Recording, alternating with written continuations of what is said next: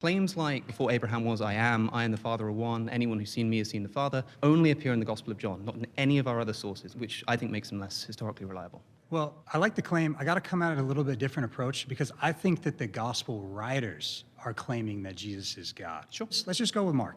As Mark starts, he talks about John the Baptist preparing the way for the Lord, right? What is your response for that? Because ensuing Jesus comes. I've no problem saying that Mark is intending to portray Jesus as God.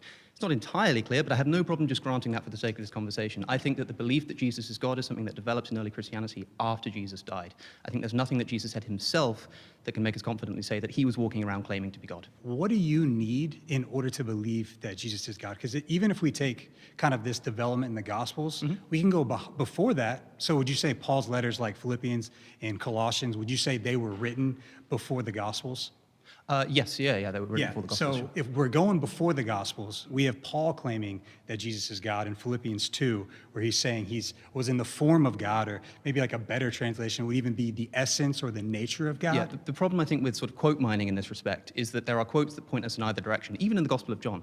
So Paul, for example, says that there is one God, which is the Father, and one Lord, Jesus Christ, seeming to separate them. Jesus says things like, my Father is greater than I am. He says things like, nobody knows the hour, not even the Son knows the hour, but only my Father in heaven. He says when he's crucified in the first two Gospels, Eli, Eli, lama sabachthani, my God, why have you forsaken me?